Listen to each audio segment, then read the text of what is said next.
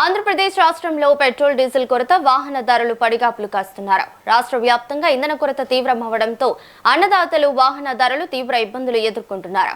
CM Chandrababu వరుస సమీక్షలతో సరఫరా పెరిగినప్పటికీ సమస్య ఇంకా పూర్తి స్థాయిలో తీరలేదు. రాష్ట్రంలోని చాలా చోట్ల ఇంకా నో స్టాక్ బోర్డులు దర్శనమిస్తున్నాయి. సీఎం చంద్రబాబు ఆదేశాలతో జిల్లా కలెక్టర్లు, జేసీలు, ఆర్టీఓలు, రెవెన్యూ, పౌర సరఫరాల పోలీసు అధికారులు సోమవారం తెల్లవారుజాము నుంచి రంగంలోకి దిగారు.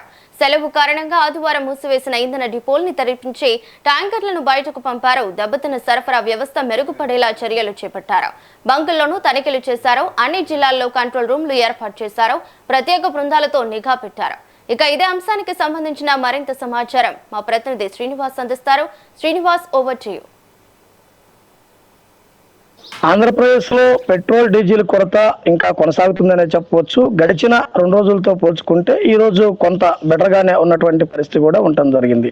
అయితే ముఖ్యంగా చూసుకున్నట్లయితే గనక ఆదివారం సెలవు తర్వాత సోమవారం మొత్తం కూడా అధికారులు రోడ్లపై నుండే పెట్రోల్ బంకుల దగ్గర పూర్తి స్థాయి తనిఖీలు చేసి కూడా ప్రజలకు ఇబ్బంది లేకుండా పెట్రోల్ డీజిల్ సరఫరాలను సక్రమంగా చేసినటువంటి పరిస్థితి అయితే గనక కనపడుతుంది.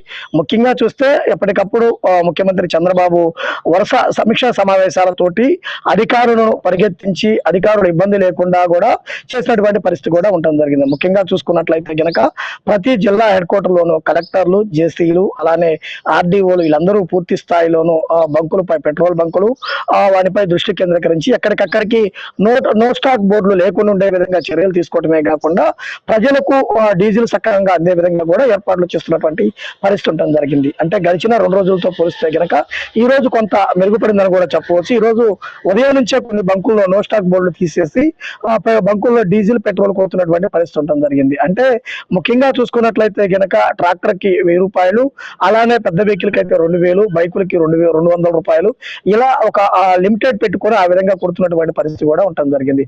అలానే చూసుకున్నట్లయితే గనక ఈ విధంగా కాకుండా కూడా ఎక్కడికక్కడ క్యాన్లు, అలానే ప్యానిక్ లేకుండా ఉండే విధంగా చర్యలు తీసుకునే విధంగా సిద్ధం కావడం జరిగింది.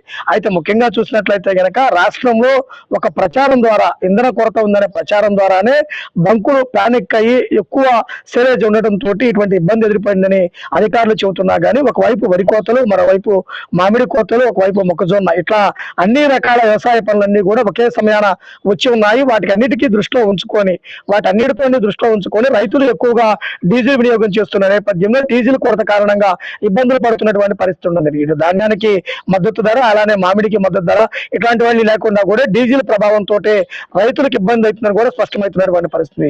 ఒకవైపు పౌర సరఫరా శాఖ అధికారులు, మరోవైపు రెవెన్యూ అధికారులు అంతా కూడా ఎక్కడికక్కడికి ఉండి బంకుల్లో నిలబడి పెట్రోల్ బంకుల్లో ఉండి ప్రజలకు ఇబ్బంది లేకుండా చర్యలు చేపడుతున్నారు. అంటే గడిచిన 2-3 రోజులతో పోలిస్తే కనుక ఈ రోజు కొంత బెటర్ గా ఉన్నటువంటి పరిస్థితి కూడా కనపడుతుంది. అలానే ఎప్పటికప్పుడు ఉన్నతాధికారుల సమీక్షతో ఉండటం కారణంగా బంకుల్లో స్టాక్ ఉండకుండా, నో స్టాక్ బోర్డు లేకుండా ఉండే విధంగా చర్యలు తీసుకొని ఉన్న డీజిల్, పెట్రోల్ అంతా కూడా వాహనదారులకే కొట్టే విధంగా కూడా ఏర్పాటు చేయడం జరిగింది.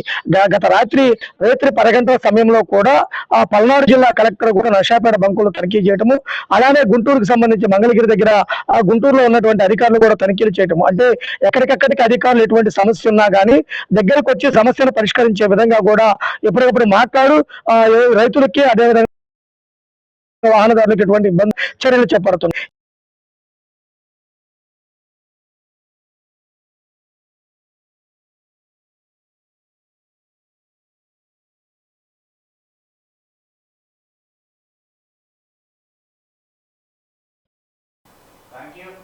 Thank you Srinivas.